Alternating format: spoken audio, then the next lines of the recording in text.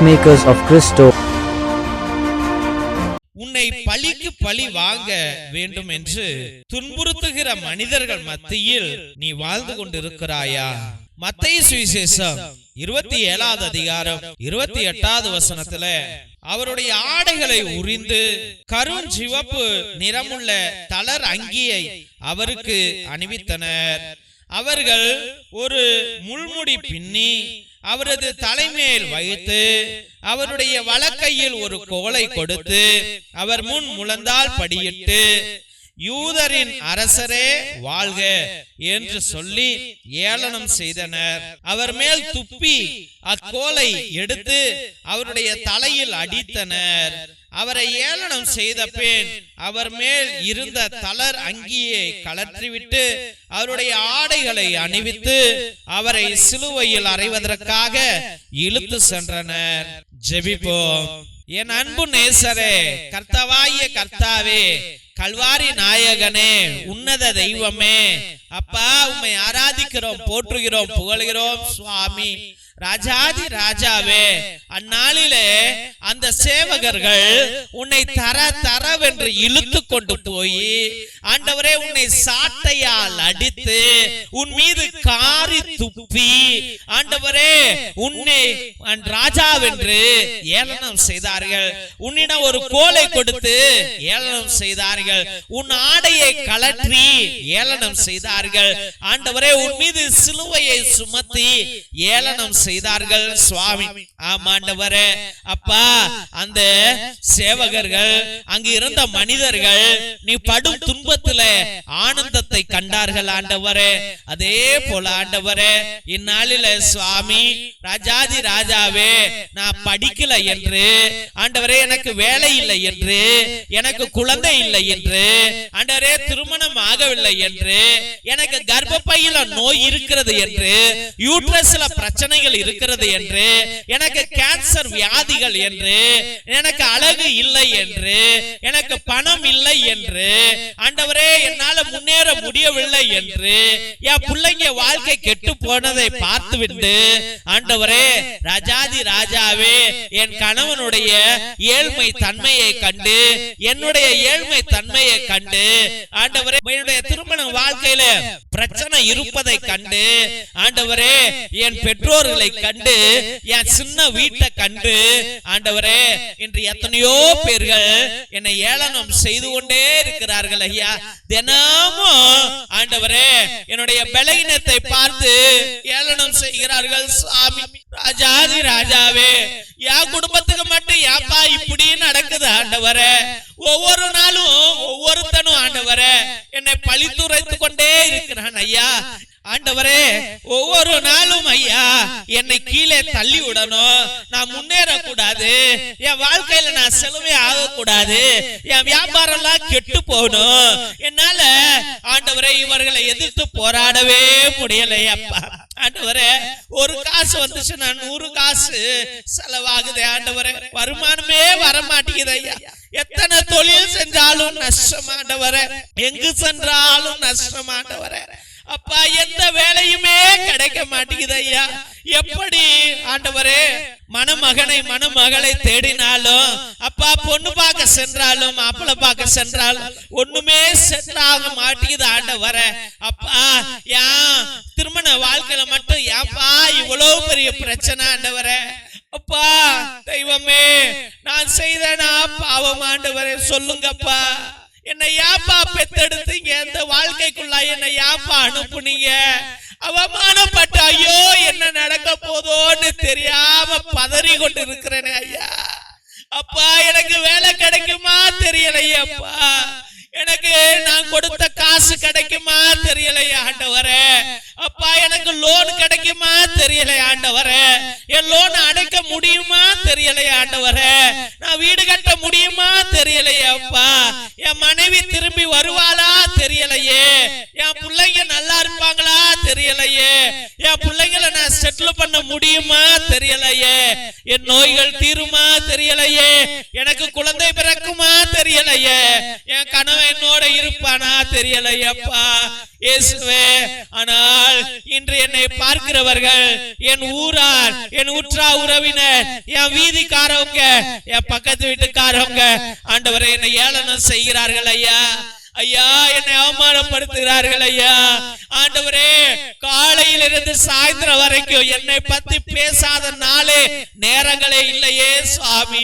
ஏன் ஆண்டவரே அப்பா, நாங்க அவங்களுக்கு என்னப்பா துரோகம் செஞ்சோம்? என் வாழ்க்கையில சந்தோஷம் வரக்கூடாதுன்னு, நாங்க சேர்ந்து வாழக்கூடாதுன்னு ஆண்டவரே தெய்வமே, எனக்கு குழந்தை பிறக்க கூடாதுன்னு, என் குடும்பம் நல்லா இருக்க கூடாதுன்னு, நான் வீடு கட்ட கூடாதுன்னு, எந்த நிலத்தையும் வாங்க கூடாதுன்னு, எனக்கு வருமானமே வரக்கூடாதுன்னு ஏன்பா இவங்க நினைக்கிறாங்க? ஏசப்பா தெய்வமே என்னை புடிச்சுக்கங்கப்பா.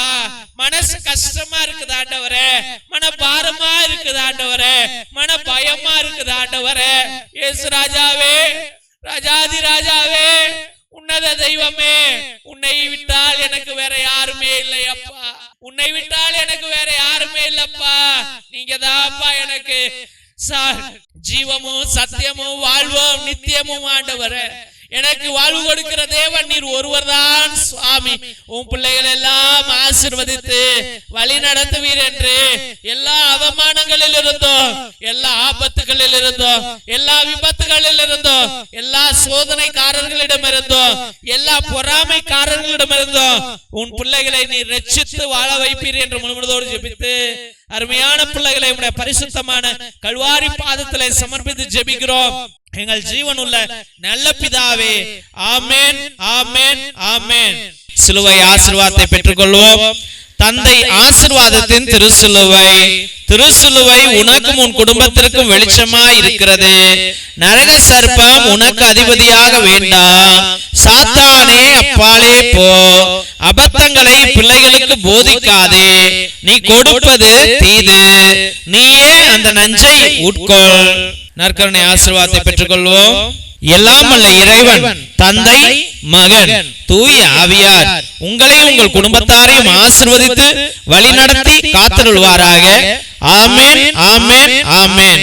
இயேசுவில் அன்பான சகோதர சகோதரிகளே, ஒவ்வொரு நாளும் மதியம் 3 மணியிலிருந்து 5 மணி வரைக்கும் தேவனோடு ஒன்றித்து ஒவ்வொரு பிள்ளைகளுடைய விண்ணப்பங்களையும் தேவ பாதத்தில் சமர்ப்பித்து ஜெபிக்கிறோம். எத்தனையோ அற்புதங்களை தேவனாகிய கர்த்தர் செய்து கொண்டிருக்கின்றார். அதே போல உங்களுடைய விண்ணப்பங்களை நீங்கள் அனுதினமும் அனுப்பலாம் என்பதை அன்போடு தெரிவித்துக் கொள்கிறோம். ஒருவேளை உங்களுடைய வாழ்க்கையிலே பயங்கர கஷ்டங்கள், தீராத பிரச்சனைகள், இல்ல தீராத நோய்கள், இல்ல எதிர்பார்க்கிறது நடக்கவே மாட்டேங்குது, தள்ளி போய்கிட்டே இருக்கிறது என்று நீங்கள் நினைத்தால் உங்களுடைய கருத்துக்களை நேர்த்தி திருப்பலியாக, அதாவது 1, 3, 5, 7, 9, 12, 30, 33 என்ற திருப்பலிகளை நீங்கள் எங்களிடம் அர்ப்பணிக்கலாம். ஒரே குருவானவர், அதாவது நான் எல்லா நற்கருணையிலும் திருப்பலியிலும் ஆராதனையிலும் நவநாளிலும் உங்களுக்காக, உங்களுடைய சிறப்பு கருத்துகளுக்காக இந்த ஜெப வழிபாட்டை அர்ப்பணித்துக் கொண்டிருப்போம்.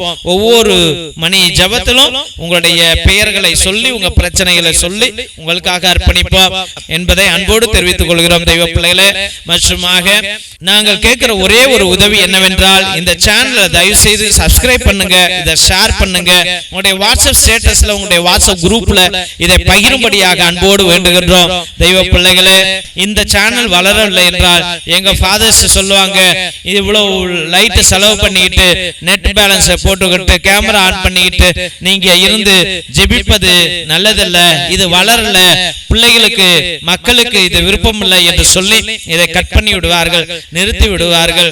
அதனால் தெய்வ பிள்ளைகளே, தயவு செய்து இதை சப்ஸ்கிரைப் பண்ணுங்க, இதை ஷேர் பண்ணுங்க, உங்களுக்கு தெரிஞ்சவங்கள்ட்ட அனுப்புங்க, உங்களுடைய வாட்ஸ்அப் ஸ்டேட்டஸ்ல வைங்க. மற்றுமாக தெய்வ பிள்ளைகளே, எங்களுடைய ஏழை எளிய பிள்ளைகளுக்கு தயவு செய்து உதவுங்கள். உங்களுடைய அண்ணன் தம்பி அக்கா தங்கைகள் உங்களுடைய பிள்ளைகளுடைய பழைய டிரெஸ்கள் இருந்தால் அது பத்தாமல் இருந்திருக்கலாம், இல்ல சின்ன கீரல் இருந்திருக்கலாம், சின்னதாக துண்டாக கிழிந்திருக்கலாம், நாங்க ஒட்டு போட்டு நாங்க வச்சுக்கிறோம், நீங்க அதை எங்களுக்கு அனுப்புங்கள் என்று அன்போடு வேண்டுகிறோம். அதை பரணிலையோ இல்ல வேஸ்ட் துணிக்கோ நீங்க போட்டிருப்பீங்க, அப்படி அதை வேஸ்ட் பண்ணாமல் தயவு செய்து அதை எங்களுக்கு அனுப்பும்படியாக அன்போடு வேண்டுகிறோம். மற்றுமாக ஒருவேளை தேவன் உங்களை ஆசீர்வதித்திருந்தால் உங்களால முடிந்தால் சோலார் பல்பு 1-2 ஒரு 200 ரூபா 300 ரூபா இருக்கும். எங்களுடைய ஏழை எளிய குடும்பங்களுக்கு லைட்டு கிடையாது, ஃபேனு கிடையாது, கரண்டே கிடையாது, ரோடு கிடையாது, குடிசைதான். அந்த வீட்டிற்கு உங்களுடைய பெயராலே அந்த வீட்டுல விளக்கு எரியும் என்பதை அன்போடு தெரிவித்துக் கொள்கின்றோம். மற்றுமாக தெய்வ பிள்ளைகளே, மிரக்கல் ஆயில் எத்தனையோ அதிசயங்களை அற்புதங்களை செய்து கொண்டிருக்கிறது.